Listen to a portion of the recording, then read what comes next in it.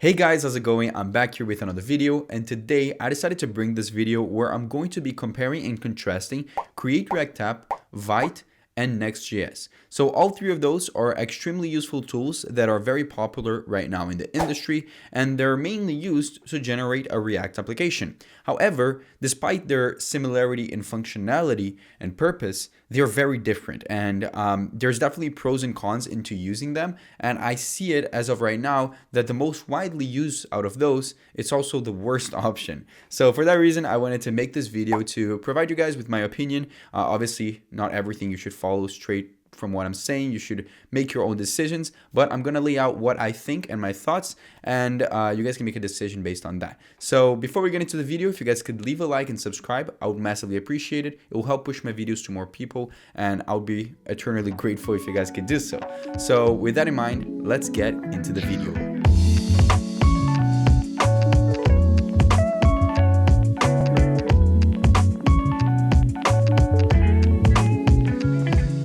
So first of all, let's start out with the most popular one and the big one that everyone knows, which is Create React App. So what happens is this was actually initially developed by Facebook, and it was meant as a tool for you to just generate and bootstrap a React application in a very simple way in order for you to get started working on your React apps. So Facebook kind of knew that one of the main issues with starting a new technology or a new framework is the fact that sometimes you have a lot to learn in the beginning. It's annoying to have to configure a bunch of stuff before even starting to learn the syntax. It's also annoying to have to handle stuff like Babel or Webpack. So what Facebook did is they created this tool which would allow developers to just go into their command line, type in a command, generate a React application really quickly, which runs perfectly fine inside of their computer.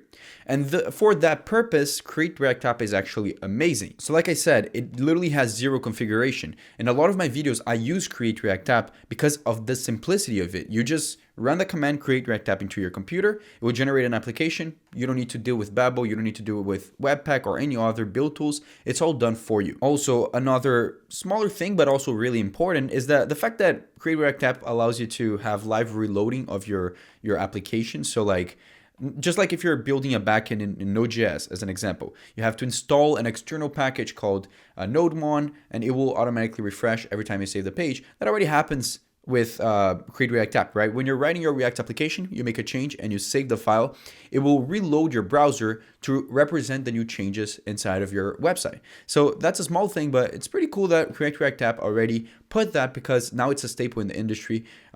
I can't imagine having to to reload everything every time I make a change, right? It's pretty nice and fast. It decreases the time you have in developing your applications. Also, to some extent, Create React App generates optimized bundles of your React application that ensures that your React app is running at some standard of performance. The thing is, Create React App is amazing for beginners, but it's just for beginners. And when I say beginners, especially recently, I realized that it's actually for people who are literally just starting to learn React, because the limitations of Create React App is out of this world. So basically, some of the main cons of using Create React App is, the first one is a big one, which is it doesn't provide any support for server-side rendering. And especially in today's world, server-side rendering is really important because it helps you with your SEO. It allows search engine crawlers to properly index your pages, meaning that it will rank higher in search engines like Google, right?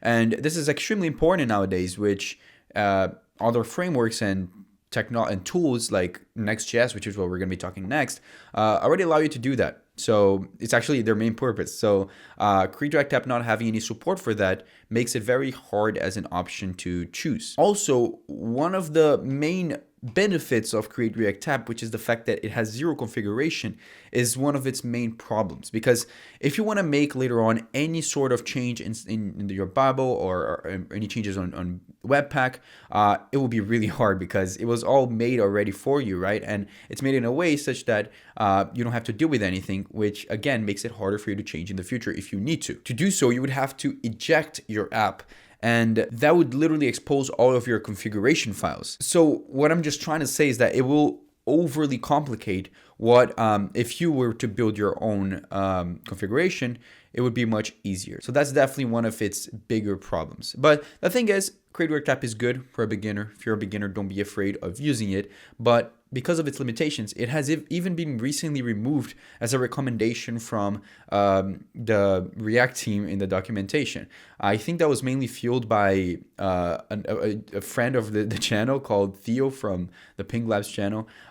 He was very passionate about this, and I saw that he made a PR for the React team, and they actually removed the recommendation for Create React App. So maybe nowadays we'll see it being used even less, but it's definitely something that I wanted to mention, and those are the pros and cons. So now let's talk about NextJS. So before we talk about Vyte, I actually want for each of the tools to actually show you guys how to build an application or generate an application in React using those tools. So let's start off with Create React App. It's as simple as it can be. All you have to do is install NodeJS into your computer, and you would come over here to an empty folder. I'm in VS Code, as you can see. And all you have to do is actually just run npx create react app, just like this. Then you could put a folder for which your application will be created. Since I'm already inside of a folder, I'm just going to put a dot and press enter, and it will start generating an application for us. And when it's done, as you can see, we'll have over here a simple application in React. It has a bunch of boilerplate files with some code, as you can see, but it's pretty much done. You don't have to have any configuration done. It's all done for you and all existing, as you can see, inside of your application. So this is how you generate with Create React App. Now let's start talking about NextJS. So NextJS is nowadays one of the most popular tools out there in the web dev community, and there's a reason for it, because one of the main problems with Create React App is completely solved with Next.js, which is the idea of server-side rendering. So Next was developed by Vercel to allow developers to build applications with server-side rendering, static generation, and API routes.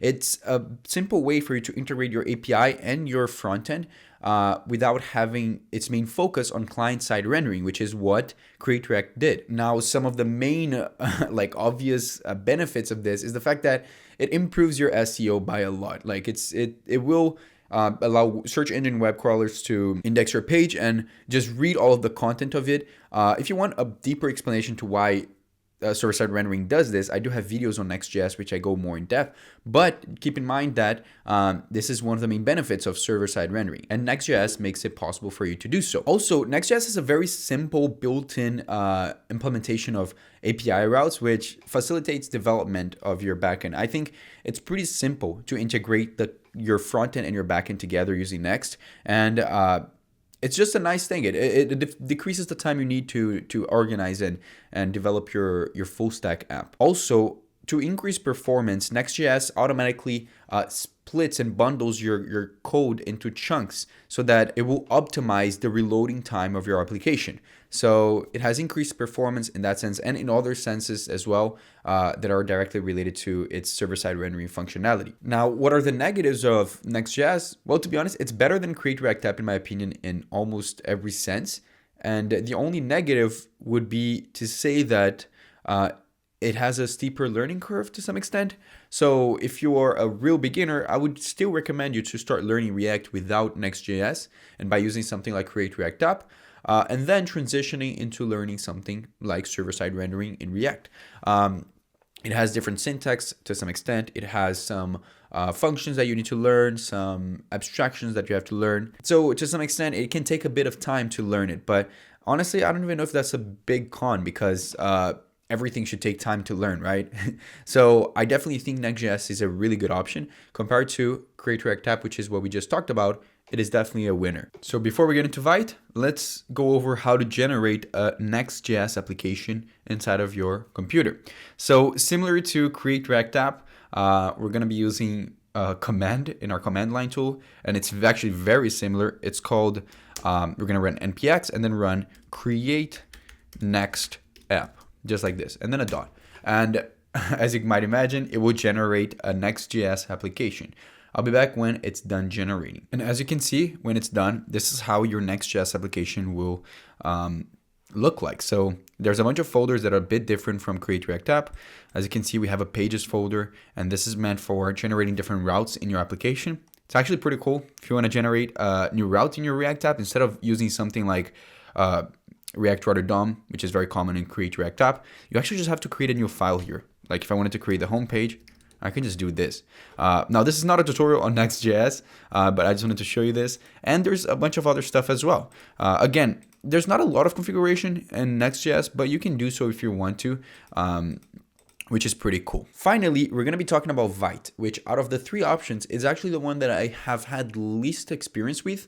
But recently I've been working with it and I actually pretty enjoyed it. And I think I might be using it for my future videos as well. So Vyte was actually initially created by the creator of Vue.js, and it was meant to provide us with a build tool and development server, which allows us to have faster development time. So its main positive right off the bat is the fact that it uses the native ECMAScript modules feature in modern browsers, which further allows us to have faster development and build times. That means that Vyte's development server is incredibly fast, and that's definitely a positive, and I noticed that, so definitely keep that in mind. Also, Vyte uses Rollup, which is a JavaScript module bundler, and that allows it to have smaller production builds. So it uses this tool that is really useful because it aligns with the format that we just mentioned that Vyte uses as well, which is ECMAScript or ES modules. It follows the same thing and overall just helps with performance and size in our projects. Also, in Vyte, you have very flexible configurations. So it's kind of in between a Create React App application, which there's no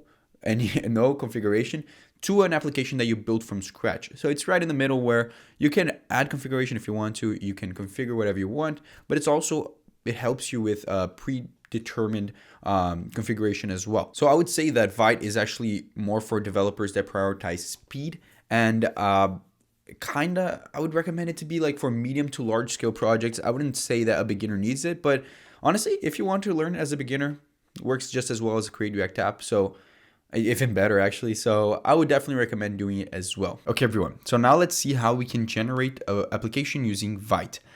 Now, one thing I want to say, which I completely forgot to say, some people complain that I say Vyte in the incorrect pronunciation. It's actually pronounced Veet. I know for a fact. I know this. It's even in their website. I just am used to saying Vyte for no reason. My first language is not English, so I don't know if that's even an excuse, but you get what I mean. I like to say Vyte. The best I can do is just tell you guys that the actual pronunciation is Veet. I'm just used to saying it that way, so that's why I'm been calling it that way. But yeah, that's basically it. Let's generate an application using this. So the way we do this is by running npm. Wait, ignore the way I do this. Call me if you need it. Create Vyte. Press enter. It's gonna ask for a name for our project. I'm gonna call this, I don't know, social media website. Press enter. It's going to ask us what do we want to do with Vyte, right? Vyte can actually be used for not just a React application. It can be used to create Vue. It was created by the owner of Vue, so obviously it wouldn't be just for React. But the important thing is that we can do it with React. So I'm going to choose React over here. Do we want it with TypeScript, with JavaScript? See, there's like so many options that we can use. So it's a pretty good tool, actually. I'm going to choose TypeScript just to make it different. And as you can see, here it is. It's super fast, which is insane, right? There was basically no time necessary for me to actually run this. The other ones took a while to install everything. This one's pretty cool. And this is how the format actually looks like. Ignore all the red lines. It's just VS Code being stupid. But yeah, this is how the app kind of looks like.